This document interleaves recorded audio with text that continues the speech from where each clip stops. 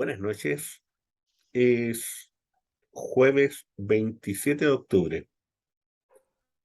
Fíjense que hace 100 años atrás, más o menos, el 25 de octubre, eh, el Ejército Rojo derrotaba a la Guardia Blanca, que estaba compuesta, por lo demás, por varios ejércitos multinacionales.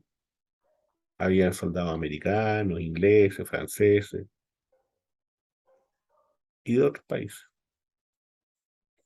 Sin embargo, en esa fecha, eh, la naciente Revolución Rusa logra derrotar a quienes querían volver a imponer nada menos y nada más que el orden zarista.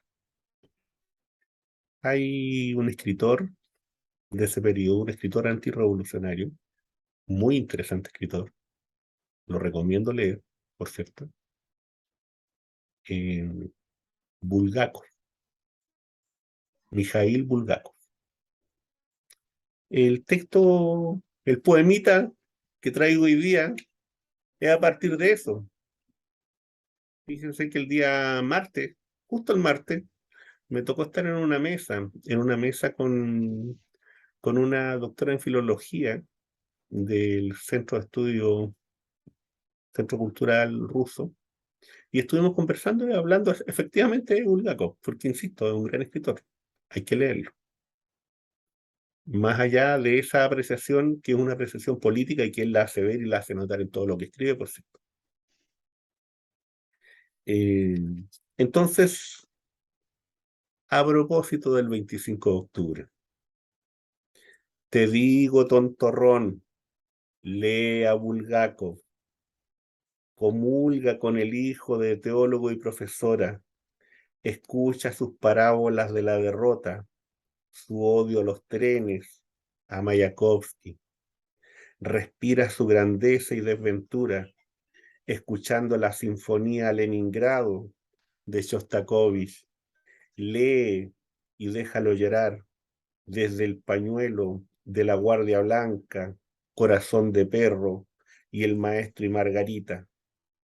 Aprende, perrito, porque cada una de esas lágrimas son puñales en la espalda, son un grito desesperado cuando el tren de la historia se acerca a la estación Finlandia. Buena, buenísimo. Felicitaciones, muy bueno, Omar. Muy vigente además, muy vigente. Yo les quiero recordar que en el tren de la historia que hablaba Stephen Zweig, en ese tren de la historia eh, que sale de un lugar de Europa, ¿no? Atraviesa, ¿no es cierto?, Alemania, tenía Lenin, y Lenin llega a la estación Finlandia, acompañado por un conjunto revolucionario. Los pormenores, bueno, ustedes los podrán encontrar en cualquier texto o incluso buscarlo en Wikipedia, hasta en Wikipedia. Eh, Cuando uno, Bulgakov, lloraba, y lloraba desde el punto de vista de querer volver al sistema zarista, él se negaba a los trenes. Fíjense que hay un espíritu así con nuestro octubre. Hay un espíritu así con lo que la sociedad chilena colocó en el centro hace 3 años atrás, que tiene que ver con el abuso, porque el abuso continúa.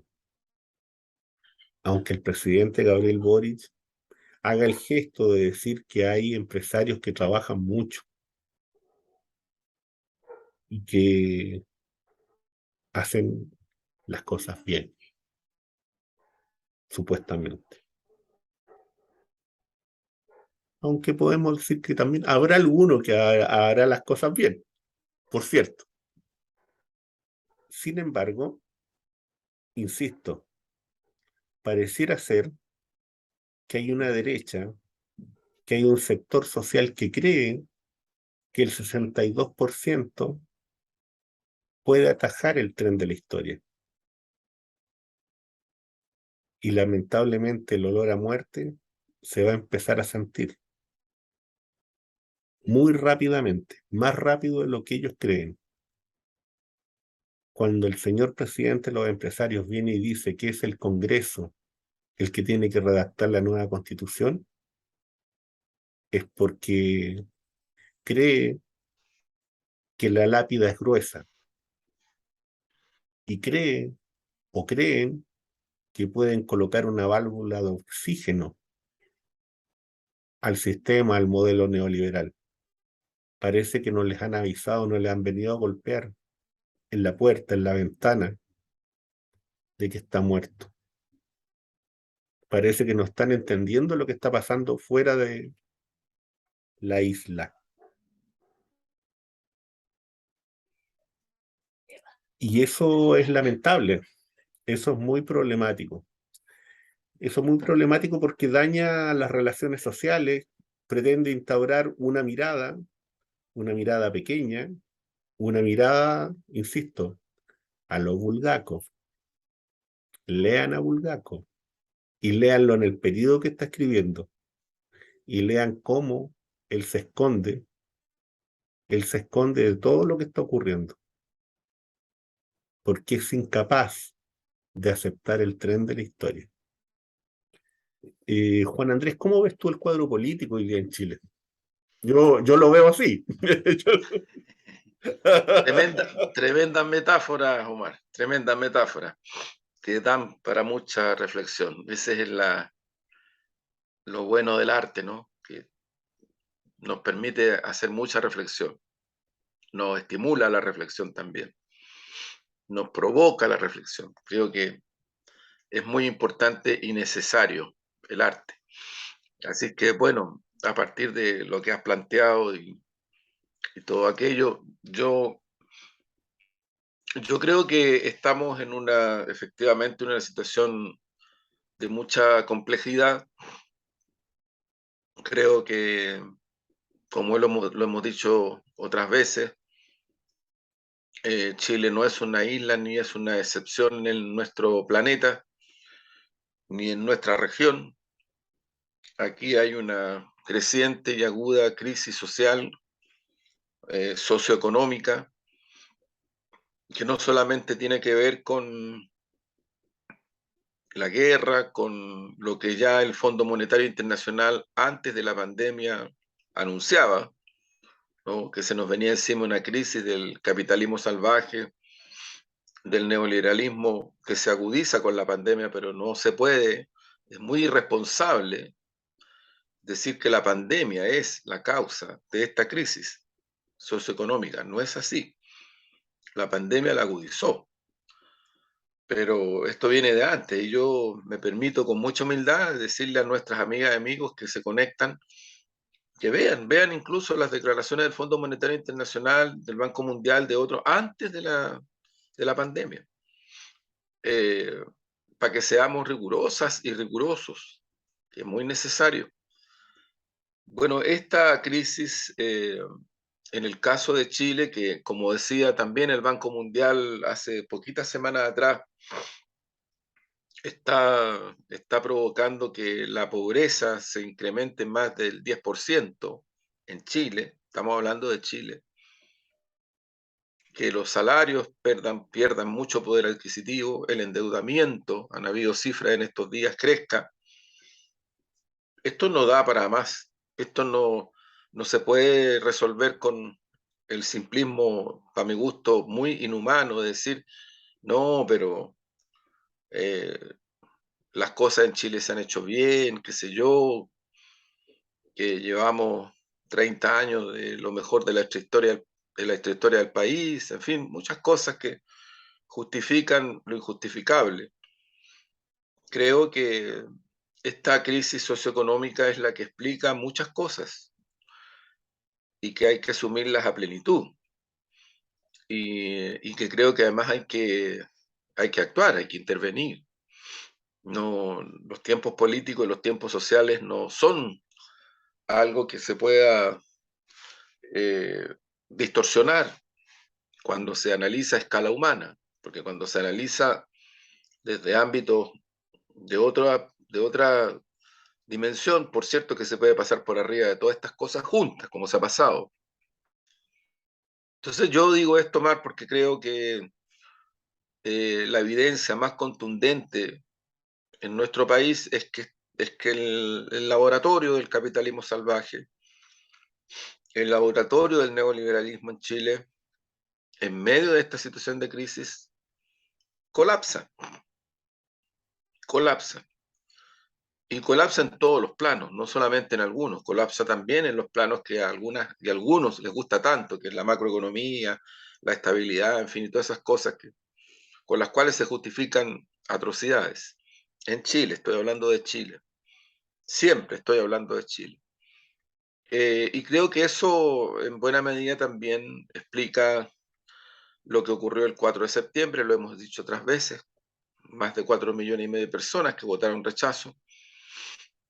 Explica los niveles de descontento social que existen en este momento y uno podría decir es inexplicable, sí, pero también explica esta reacción de una élite que trata de, con mano ajena, porque es mano ajena, trata de sacar provecho de la situación y de reducir la soberanía del proceso constituyente hacia una nueva constitución y tratan con mano ajena de imponer la idea de que aquí se requiere sobre la base del ya la ya añeja y frustrada política de los consensos, el pacto transicional de los 90 en adelante, tratan de mantener, sostener sus privilegios, sus tasas de ganancia, en fin, muchas cosas que están cursando en estos días.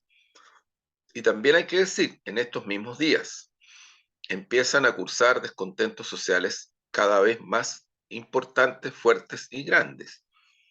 El paro nacional de la Unión Portuaria es una movilización importante, significativa. Las movilizaciones que se están empezando a generar a nivel estudiantil. En algunos casos, la demanda es que nos arreglen los edificios y que nos den almuerzos decentes. A ese nivel estamos hablando.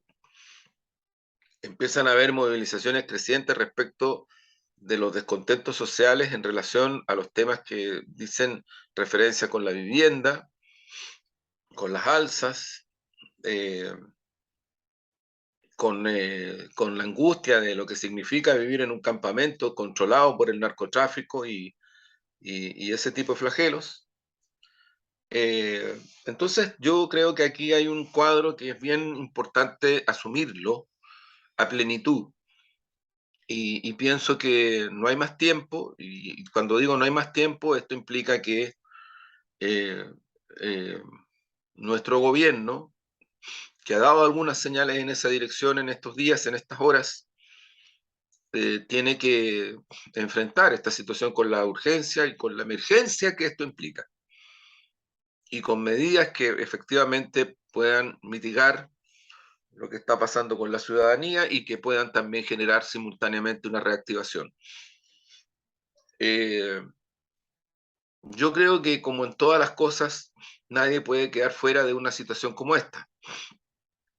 Y por eso es que entiendo de que el empresariado de este país, que es lo que es, yo no voy a decir más que eso, es lo que es. O sea, es un empresariado que nunca da ningún tipo de señal, hace muchos años, de querer involucrarse en políticas públicas que permitan enfrentar este tipo de situaciones. Más bien siempre están en la defensa cerrada, en la defensa cerradísima de sus propias tasas de interés, de ganancia, y como ha ocurrido con algunas inmobiliarias en estos días, cuando sienten que se les acaba esa tasa de ganancia, simplemente optan por la quiebra y que venga la cesantía que venga y punto. Esto también de alguna manera está expresando la crisis de un Estado de Derecho que es profunda y violentamente desigual a favor del gran capital.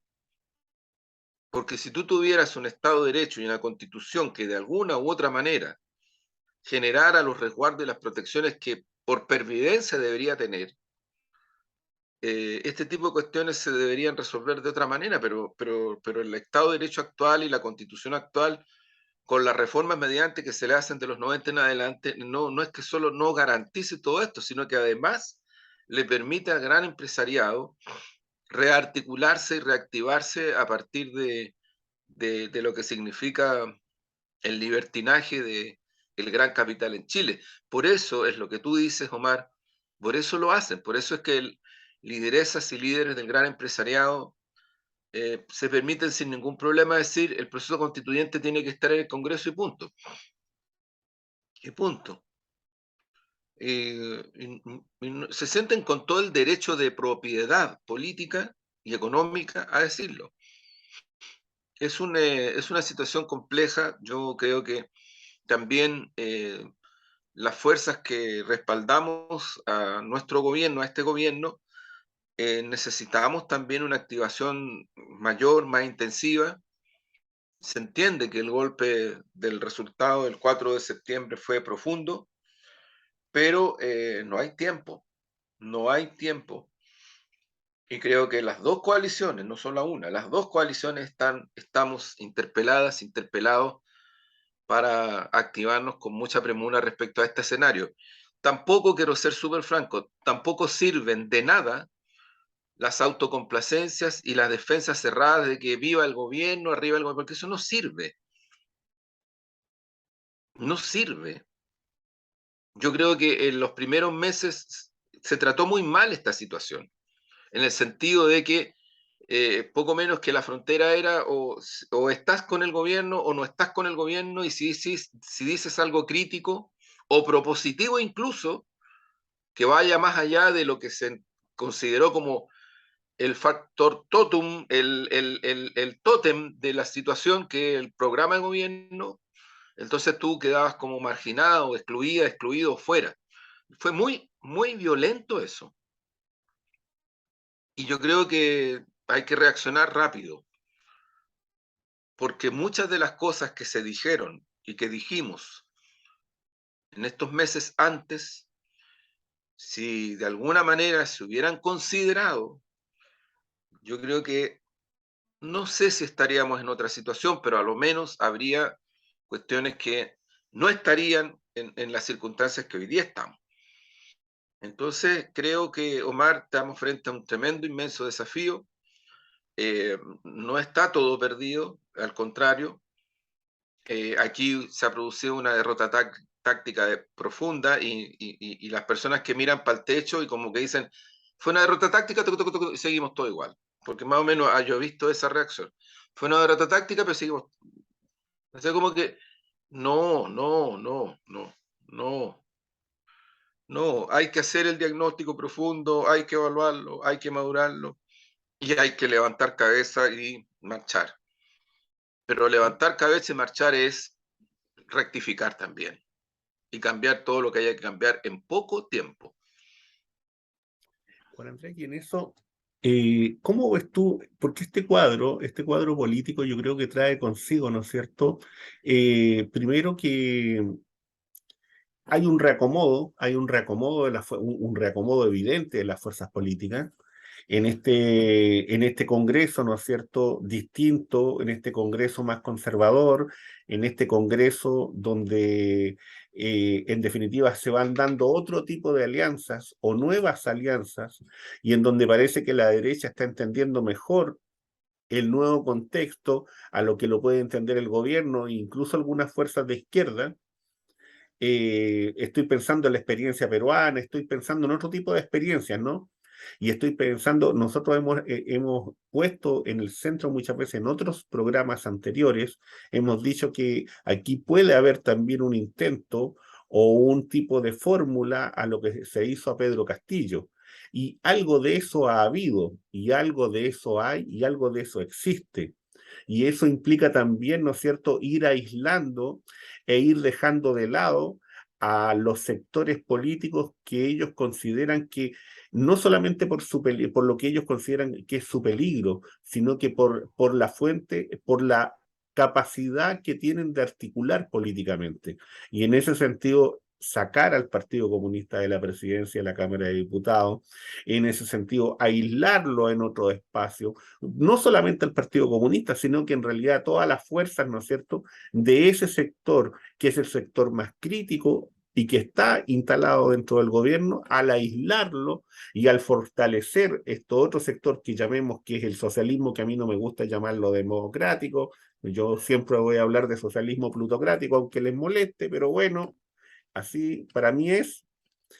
Y entonces esas posturas, esa triada del socialismo plutocrático instalado con nuestra ministra del Interior y algún par de ministros más, que son mis ministros, porque son mi gobierno, pero tengo que venir y decirlo claro también, desde donde ellos están mirando, que es distinto. ¿Cómo ves tú eso, este nuevo proceso que se está dando? Porque una cosa es lo que está ocurriendo, ¿no es cierto?, en el mundo político, hemos hablado del mundo social, de esta inconformidad, de esta situación compleja que hay desde el punto de vista económico, de este estado de cómo estar a la guaite. Yo creo, Omar, que mira, no sé, puede que hayan habido situaciones sociopolíticas anteriores similares a esta. Ninguna situación es igual.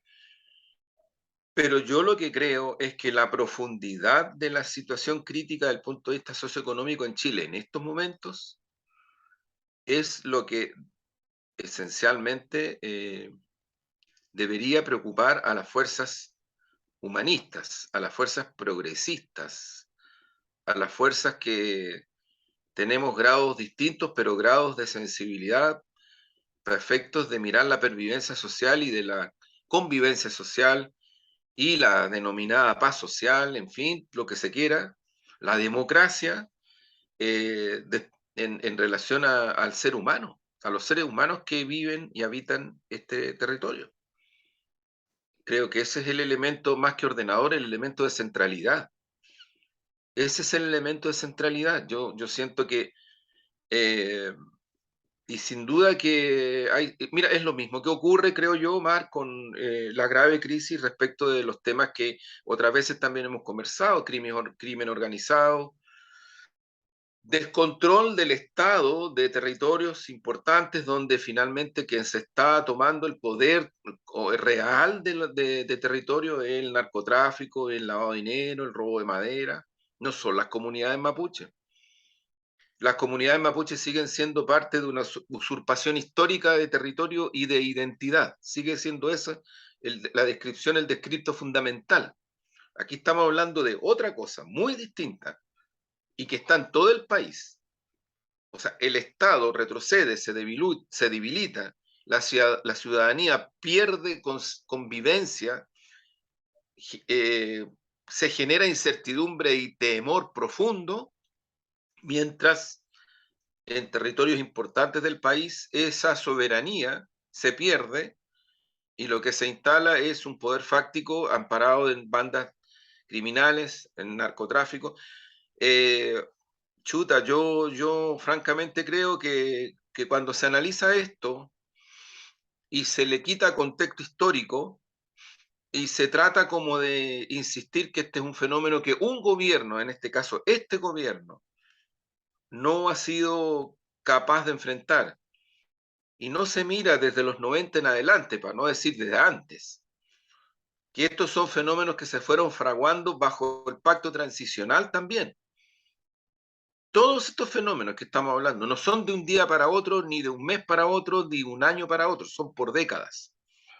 Lo que tenemos instalado en Chile hoy es un proceso de décadas de deconstrucción de la soberanía sobre un territorio mercantilizado, sobre un territorio desprotegido, sobre un territorio donde el Estado y sus instituciones simplemente, más que replegarse,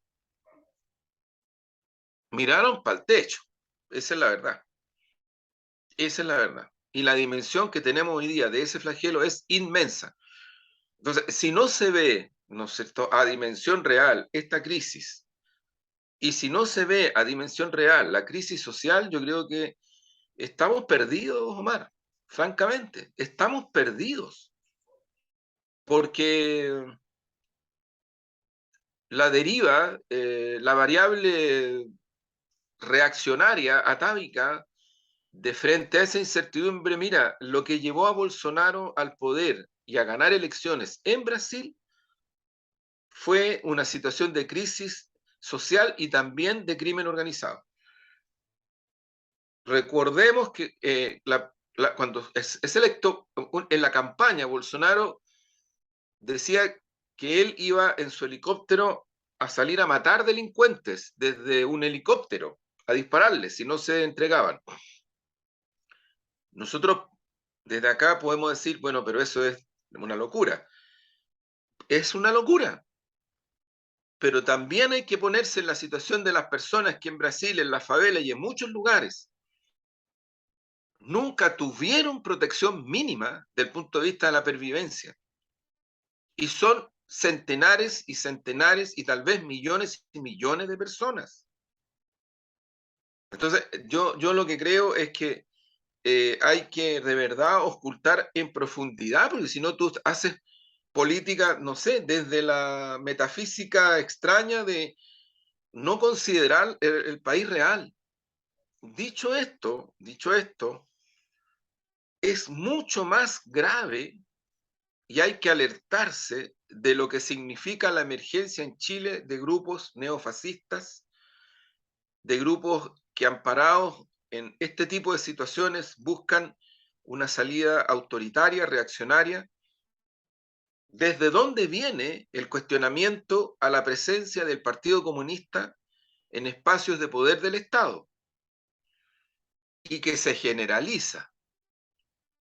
Y que se generaliza, porque ocurre que hoy día no son solamente los sectores neofascistas, derechistas, los que cuestionan la presencia del Partido Comunista en espacios de poder del Estado.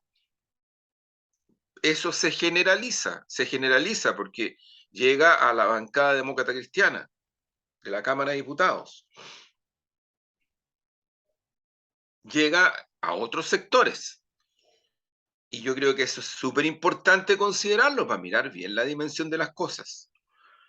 El cuestionamiento a la presencia de un militante comunista en el Ministerio de Defensa, el cuestionamiento de un militante comunista en la Subsecretaría de Interior, que además fue cambiada esa designación.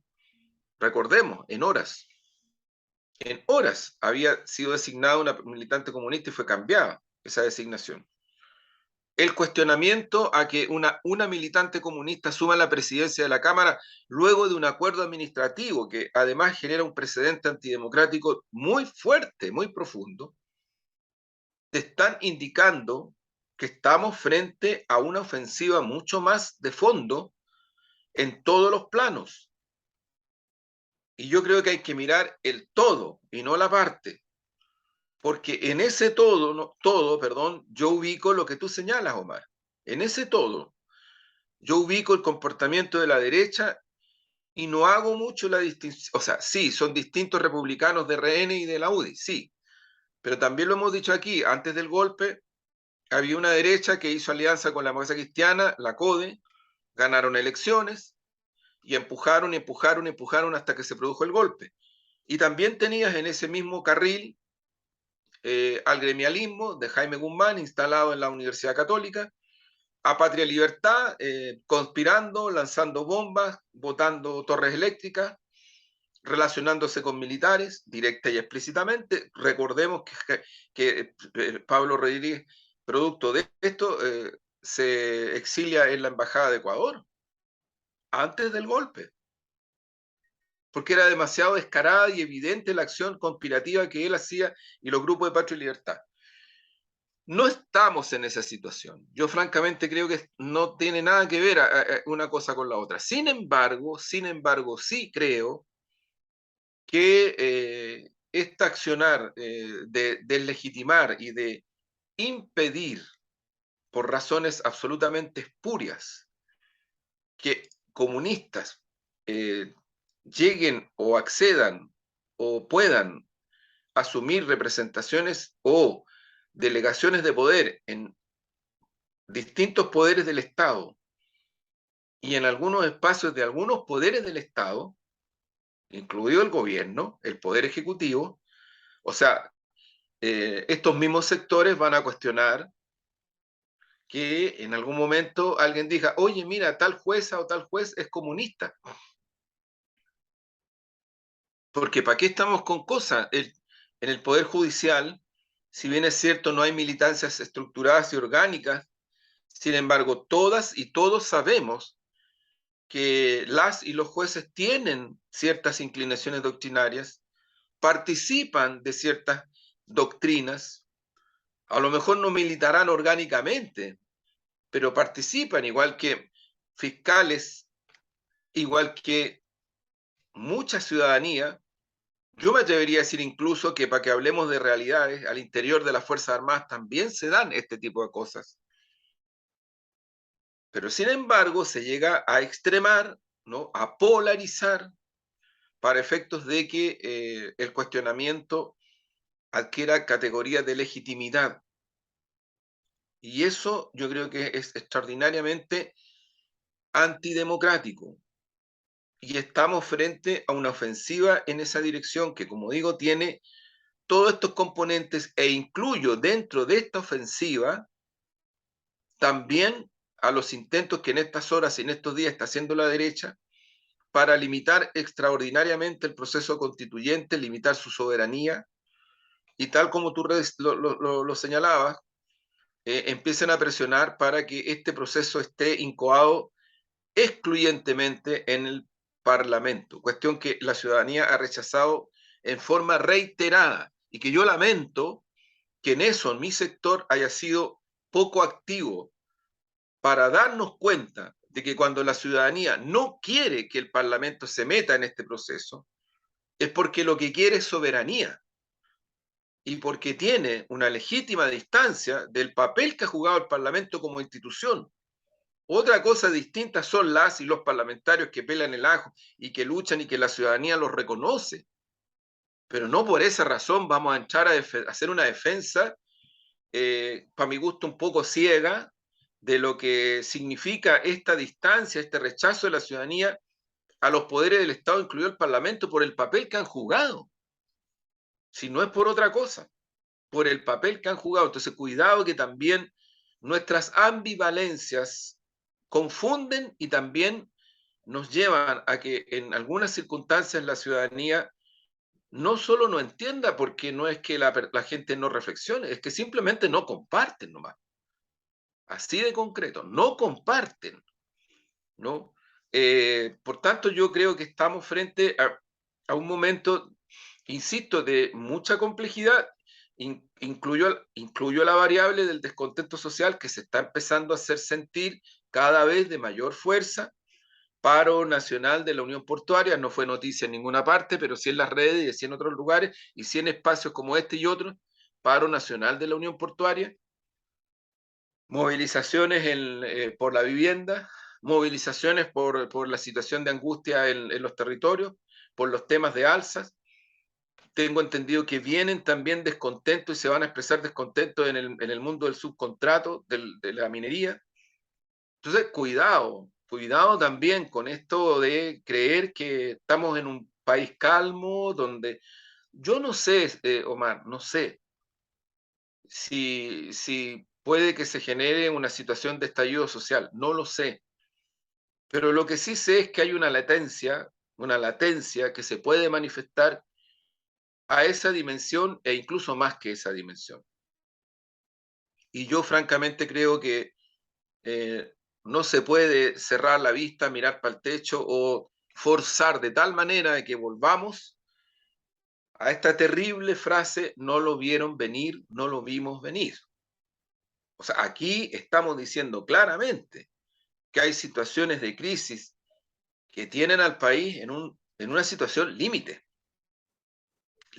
y hay que intervenir frente a eso. Ahora, ¿qué es lo que hace la derecha? Los sectores atávicamente conservadores lo han hecho históricamente en Chile siempre. Agudizan las crisis para buscar salidas autoritarias de contención, de orden social. A uno que le gusta tanto, hay gente que el orden social. Hay otros que de mi sector que les gusta re mucho esto de una salida institucional y nos casamos con que no, es que si no es salida institucional en orden, entonces ya no terminemos con eso, por favor. Yo francamente creo que ya eso también es antidemocrático. también es antidemocrático. No reconocer que fue la revolución pingüina la que instaló en Chile la crisis de la educación. Adolescentes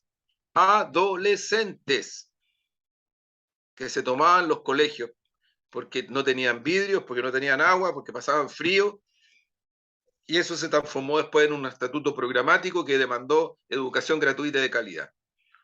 Esas niñas y niños de ese tiempo hoy día son adultas y adultos, pero eran adolescentes. Luego viene el estallido del 2011, entre medio paros de trabajadores, paros de universidades, paros del colegio de profesores, paros de la CUT, luchas territoriales por el agua, medio ambiente, feminismo. Así, por favor, o sea, por favor. El estallido del 2011 y luego el estallido. O sea, ¿qué más queremos? ¿Qué más queremos? ¿Y cuál ha sido la reacción de la, entre comillas, clase política? Que yo ese concepto no lo comparto para nada, pero ya, para que se entienda, sentido común. Hasta ahora, de nuevo, estamos ahí entre Tongoy y los Vilos, pues. Entre Tongoy y los Vilos, con una derecha sacando provecho, limitando, impidiendo el ejercicio de la soberanía popular, amparándose en un resultado que ellos mismos saben que no es un resultado del cual se puedan apropiar, con una hegemonía mediática brutal, brutal, a favor de ellas y de ellos, y con nuestro sector que todavía no se repone de esa derrota, que está recién empezando a recomponerse y que tiene que apurar mucho el tranco. Creo que ahí hay claves que hay que considerar, Omar. Fíjate que a eso yo agregaría lo siguiente, agregaría un cuadro también internacional muy complejo, agregaría un cuadro regional también complejo, en donde tenemos una elección el día domingo que en realidad no se sabe qué es lo que va a ocurrir, pero que en cualquiera de los dos casos, indudablemente va a haber un Brasil muy tensionado. Si es que las encuestas tienen razón en que esto va a ser voto a voto, ¿no? Si es que se tiene razón en eso, eh, quien gane va a quedar con un país, insisto, tremendamente tensionado y por tanto con una gobernabilidad, entre comillas,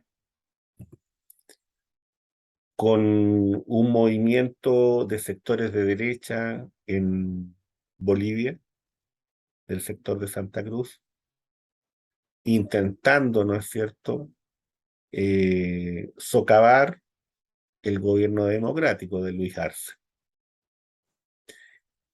En síntesis, estamos en un principio de una escalada también conservadora, que no sabemos qué es lo que puede significar. Insisto con la pregunta del programa anterior.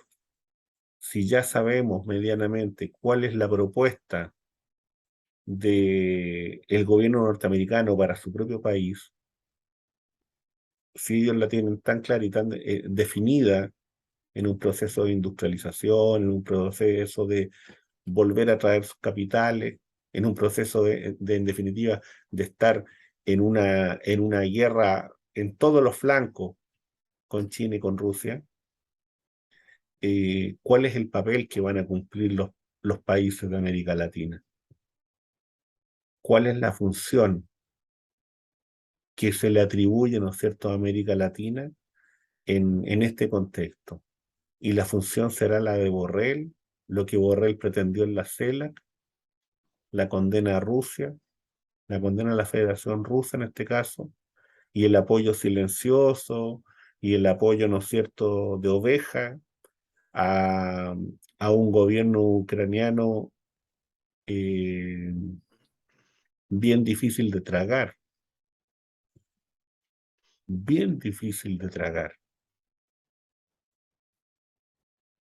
Y entonces, nuevamente, cuando traemos esto acá a la interna, nos damos cuenta de que hay una élite que tiene una mirada de lo interno y de lo exterior, que es bastante, yo no diría poco clara, esta tesis de la isla se la escuché, fíjate, a un militar.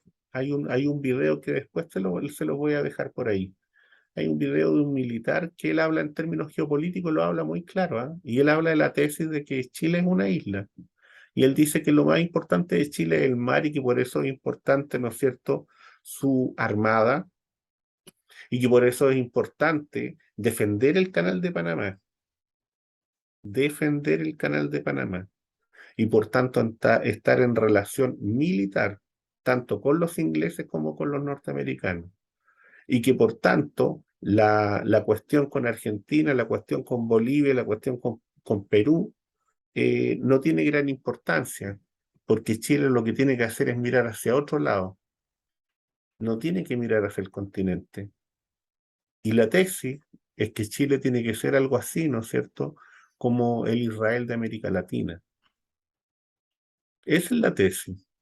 Y esa tesis geopolítica ellos la manejan, ¿no es cierto?, dentro de un quiebre regional. Es interesante escuchar, porque esa visión, insisto, es de un hombre que viene del mundo militar y de la Armada, retirado, pero que ahí te está expresando, ¿no es cierto?, una construcción, una construcción histórica, porque ellos hablan además, ni siquiera hablan de América Latina, hablan de Hispanoamérica, hablan de la herencia de la conquista. Entonces, es una construcción colonizadora desde una perspectiva colonial y sumándose a los colonizadores de una manera bastante particular, diría yo, bien poco higiénica desde el punto de vista mental y sin entender y haciendo razón de un tipo de nacionalismo bastante extraño y de una construcción de soberanía también bastante extraña, porque es una soberanía del sometimiento. Y nosotros tenemos a una élite del sometimiento y a una élite del ocultamiento. Esa es nuestra élite, desde diferentes lugares. Confluyen en esos dos elementos, coloniales y ocultistas. Sí. Entonces, esos son elementos que marcan desde el punto de vista cultural y político, ¿no? Y eso hay que verlo cómo se traduce, ¿no es cierto?, en la cotidianidad y cómo se traduce en la discusión política hoy día, abiertamente, frontalmente, si es que es necesario dar esa disputa en esos términos. A lo mejor hay muchos sectores que no la van a entender y no es el momento de hacerla, pero tiene que estar en el horizonte de contenido. Y en ese mismo horizonte de contenido, yo creo que en la medida en que ciertos espacios que son de legitimidad democrática, porque yo creo que el Congreso tiene, desde un punto de vista del momento en que hay gente que los elige, evidentemente que tienen algún grado de legitimidad democrática. Otra cuestión es el grado de legitimidad como institución, que es distinto, y su legitimidad como institución es deplorable. Sin embargo, uno no puede disputar, por ejemplo, una presidencia si no le da contenido a esa presidencia. ¿Por qué? Porque se está disputando un espacio que está depreciado. Y por tanto, cuando tú entras a disputar un espacio depreciado, estás disputando las migajas, estás disputando algo que no le da sentido a la ciudadanía. Y el único sentido que le puede dar es venir y decir, yo vengo a esto. Y la importancia de que yo esté aquí es esta. Estos son los puntos del por qué es importante que el Partido Comunista o el Partido Socialista o quien sea esté ahí. Porque si va a ser porque es el nombre de X, quien sea, es que da lo mismo. Es que estamos entonces en la política neoliberal en su dimensión máxima del espectáculo, sin contenido. Y eso es lo que nosotros tenemos que aportar. Tenemos que aportar el contenido. Porque si no hay contenido, estamos en el espacio y estamos en la dimensión y estamos jugando en el fondo con esas mismas reglas. Y en esas mismas reglas, bueno, da lo mismo, pues. O sea, o sea, llegamos al punto que puede dar lo mismo Bolsonaro que, que Lula. Y puede dar lo mismo Boric que en este caso, ¿no es cierto?, el señor Kast u otro.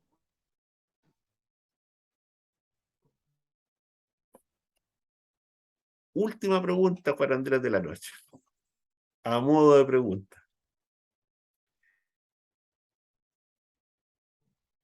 ¿Tú ves que en el momento en que el gobierno apruebe ya definitivamente el TPP-11 se genera una crisis mucho más fuerte a propósito de los sectores que cuestionan mucho más esa decisión? Mira, ¿Y qué- tú crees sí, que esa cuestión se no, provoque? mira, yo creo que es muy importante. Yo creo que el TPP-11 hay una definición de distintos sectores de izquierda, incluido nosotros, me refiero al PC, que tenemos una posición.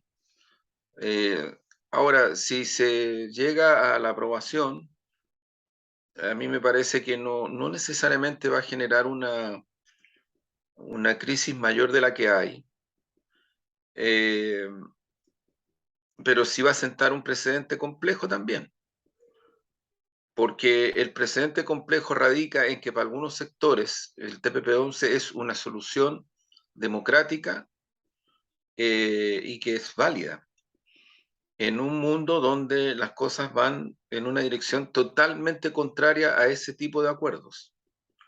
Y yo creo que ahí hay un tema de fondo. Tú hablaste recién de la CELAC, que se ha estado reuniendo en Buenos Aires, la elección de Lula, y todo en el caso de nuestra región a lo que apunta es a poder establecer niveles de integración que nos permitan la pervivencia. De eso estamos hablando.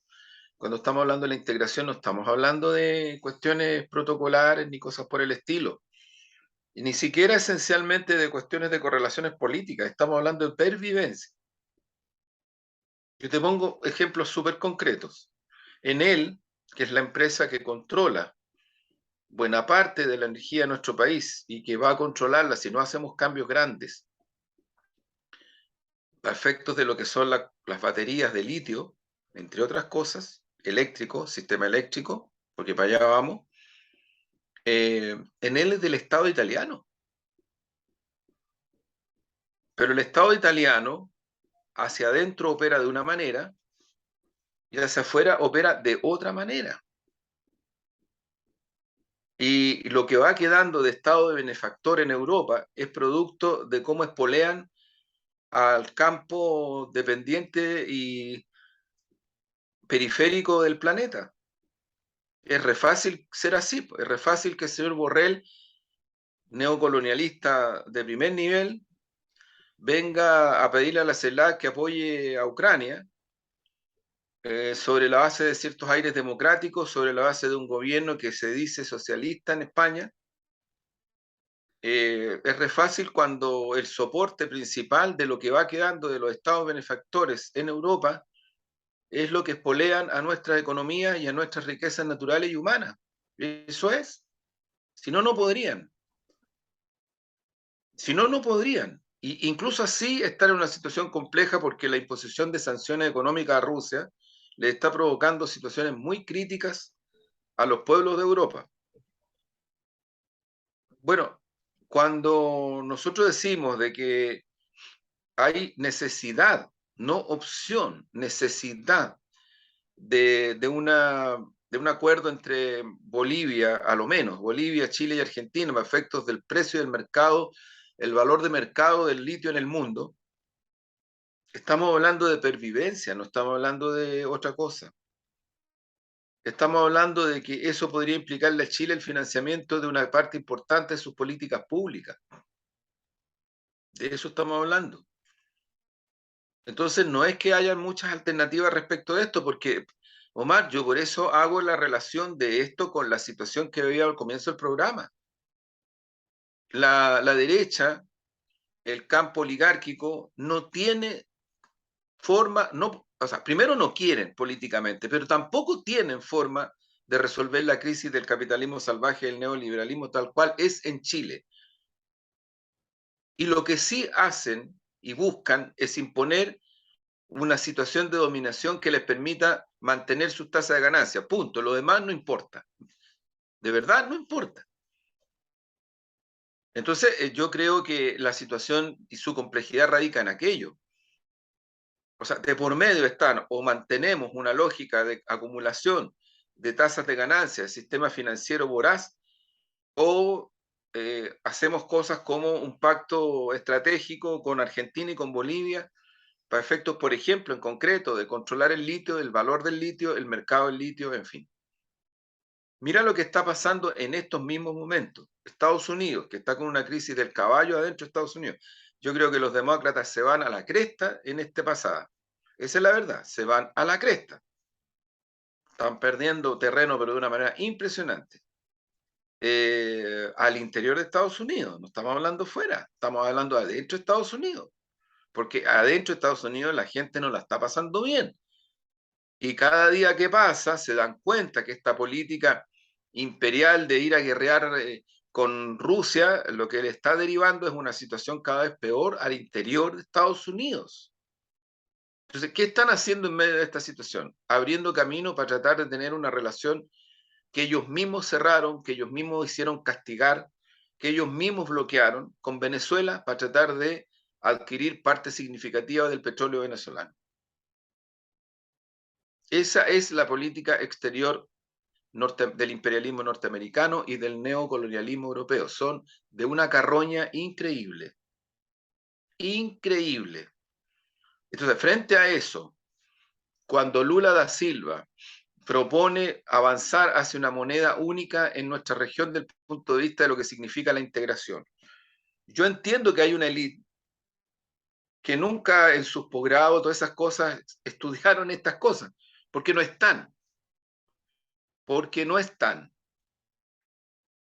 Pero también es una necesidad, porque la crisis del capitalismo salvaje, con sus secuelas y efectos, lo que estamos viendo día a día, se está expresando en el valor de la moneda del sistema, en el dólar y en el euro.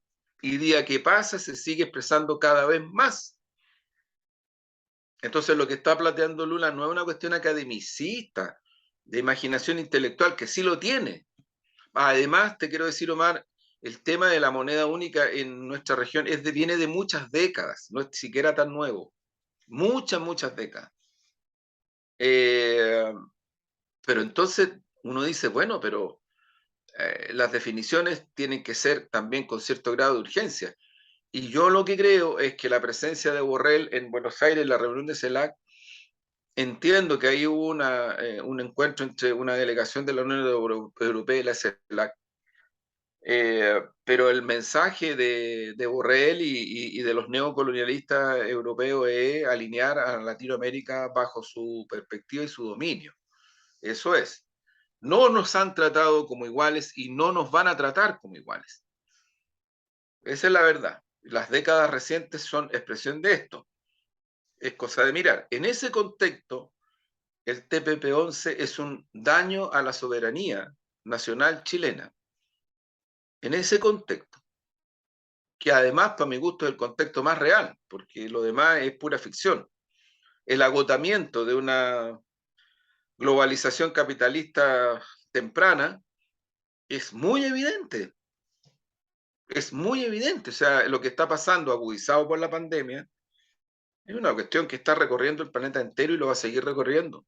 Si es que no apuramos una solución planetaria para enfrentar los próximos siglos de una manera que la pervivencia humana sea posible. Porque también ese es el gran desafío, ¿no? Por ahí me quedo. Andrés, bueno, estamos llegando al final de esta conversación, ¿no? Esta conversación que hoy día fue un poco más desordenada, un poco más Sí, sí. fluyendo desde otros puntos de vista, ¿no? Que de repente hay que hacerlo también. Sí, Al, claro. al alero, al alero de lo que va ocurriendo en el país, de lo que está pasando Sí, también a nivel internacional. sí. De repente hay que hacer descansar la mente y volar un poco. Así es, pues, así es, Omar. Que estén muy Muy bien. bien. Y Cuídate, un abrazo, buenas noches y recuerden buenas noches. visitar Crónica Digital. Sí, Ahí Crónica en Digital. Maturana con huérfanos. Un Así es. cafecito. Eso. Que estén bien. Chau, Nos chau. vemos. Chao, chao. Chao.